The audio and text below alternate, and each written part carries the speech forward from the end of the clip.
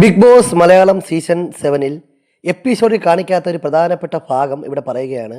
ഇത് എപ്പിസോഡിൽ കാണിക്കാത്തത് ഒരു പക്ഷേ നന്നായി എന്ന് വേണം. കാര്യം കുടുംബ പ്രേക്ഷകരൊക്കെ കാണുന്ന ഇങ്ങനെ ഒരു പരിപാടിയിൽ ഇത് എപ്പിസോഡിൽ കാണിക്കേണ്ട കാര്യമില്ലെന്ന് തോന്നി. ചിലപ്പോൾ എപ്പിസോഡിൽ കാണിച്ചുണ്ടാവും, ലൈവ് കണ്ടവർക്ക് ഈ കാര്യം മനസ്സിലാവും. അതായത് ജിഷിനും മസ്താനിയും കൂടി നമ്മുടെ ആര്യനും ജിസയിലും അവിടെ പുതപ്പിനടിയിൽ കിടന്നതിന് ശേഷം എഴുന്നേറ്റ് വന്ന് ഡ്രസ്സ് മാറ്റി ഇട്ട രീതിയൊക്കെ, അതായത് ഡ്രസ്സൊക്കെ പിടിച്ച് നേരെ ആക്കിയ രീതിയൊക്കെ നമ്മുടെ ജിഷിനും മസ്താനിയും അവിടെ ഇമിറ്റേറ്റ് ചെയ്ത് കാണിക്കുകയാണ്. എന്തൊരു മ്ലേച്ഛമായ കാര്യമാണ്! ഇത്രയും പേരുടെ മുന്നിൽ വെച്ച് ഒരു സ്ത്രീയെ പബ്ലിക്കായിട്ട് അപമാനിക്കുകയാണ്. മോശമായിട്ടുള്ള പദപ്രയോഗങ്ങളൊക്കെ ആ സമയത്ത് പറയുന്നുണ്ട്.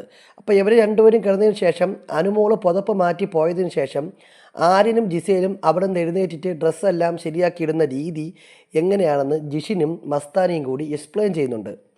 അപ്പോൾ അത് കേട്ടിരിക്കേണ്ടി വരുന്ന ജിസേലിൻ്റെ അവസ്ഥ ഒന്ന് ആലോചിച്ച് നോക്കണം. ഇത്രയും പേരുടെ മുമ്പ്, പബ്ലിക് നാഷണൽ ടെലിവിഷൻ്റെ മുമ്പ്, അതിൻ്റെ അകത്തുള്ളൊരു പരിപാടിയിൽ ഇങ്ങനെ എക്സ്പ്ലെയിൻ ചെയ്യുമ്പോൾ എന്തായാലും ഇത് കാണിക്കാത്തത് ഒരു പരിധിവരെ നന്നായെന്നാണ് ഞാൻ പറയുന്നത്. കാര്യം ജിഷിനൊക്കെ ഇത്രയും തരം താഴ്ന്നതെന്ന് നമ്മൾ ആലോചിക്കും. ഇമാതിരി വർത്തമാനവും അതുപോലെ അമ്മാതിരി ആക്ഷൻസുമാണ് അവർ കാണിച്ചുകൊണ്ടിരുന്നത്. പണ്ട് കൗരവ സഭയിൽ പാഞ്ചാലിയെ എല്ലാവരും കൂടി അപമാനിക്കുന്ന ഒരു രംഗം ഇത് കണ്ടപ്പോൾ ഓർമ്മ വന്നു. എന്തായാലും ബിഗ് ബോസ് മലയാളം സീസൺ 7 എപ്പിസോഡിൽ കാണിക്കാത്തൊരു കാര്യമാണ്. ലൈവ് കണ്ടവർക്കറിയാം. ഇതുപോലെ ബിഗ് ബോസുമായി ബന്ധപ്പെട്ട കൂടുതൽ അപ്ഡേറ്റുകൾ അറിയാൻ വേണ്ടി നമ്മുടെ ചാനൽ സബ്സ്ക്രൈബ് ചെയ്യുക.